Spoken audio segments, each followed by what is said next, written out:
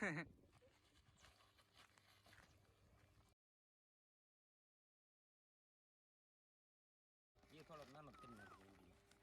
માતાજી મિત્રો, જય શ્રી કૃષ્ણ. તો જુઓ આપણે અત્યારે સાપને રિલીઝ કરવા માટે આવ્યા છીએ, કારણ કે આપણે જે કૂવામાંથી ધામણ સાપને રેસ્ક્યુ કર્યું હતું, તો રેસ્ક્યુનો વિડીયો બનાવ્યો નથી. એ બદલ હું તમારી પાસે માફી માગું છું, કારણ કે આપણી પાસે કોઈ માણસ નહોતો વિડીયો બનાવ્યો હોય. તો આપણે અત્યારે રિલીઝનો વિડીયો બનાવી છીએ અને તમને હું થોડીક માહિતી ધામણ સાપની આપું છું.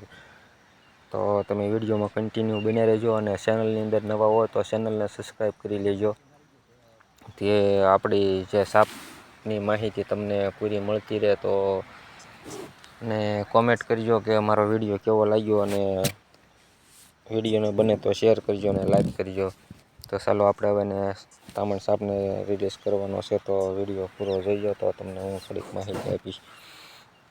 તો તમે જોઈ શકો છો, એ 5 થી 7 ફૂટનો જે ધામણ સાપ છે, આપણે કૂવામાંથી રેસ્ક્યુ કર્યો છે અને આપણે અત્યારે એને રિલીઝ કરવા માટે આવ્યા છીએ. તો જે આપણે ગુજરાતની અને ભારતની અંદર જે વધારે દેખાતો સાપમાં કોબરા કરતાં વધારે સ્પીડ ધરાવતો સાપ એટલે કે ધામણ સાપ, અને ઇંગ્લિશનું નામ છે રેડ સ્નેક. તો રેડ સ્નેક જે સાપ હોય છે એ બિનઝેરી હોય છે. એની બાઇટથી ઇન્સાન માણસની કાંઈ જીવન જોખમમાં હોતો નથી. તો આપણે એને અત્યારે ફોરેસ્ટની અંદર રિલીઝ કરવાનો છે.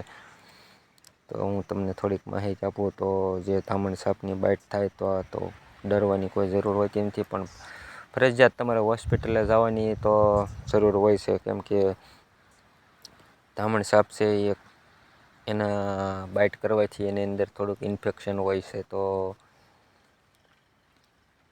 હોસ્પિટલે જઈને તમને સાપની થોડીક માહિતી હોય તો કોઈ પણ હોસ્પિટલે જાઓ તો તમે થોડીક માહિતી આપી શકો કે આ પ્રકારનો સાપની બાઇટ છે, અને તો ડૉક્ટરોને પણ ખબર પડે કે કયો સાપની બાઇટ થઈ છે. તો એ તમને એ પ્રમાણે એન્ટીડોઝ દવા પણ આપી શકે. તો તમે મિત્રો જોઈ શકો છો, એ 5 થી 7 ફૂટનો તે ધામણ સાપ છે અને મહાકાય સાપ છે. તો આપણે એને કૂવામાંથી રેસ્ક્યુ કર્યો છે અને આપણે એને રિલીઝ કરવા માટે આવ્યા છીએ.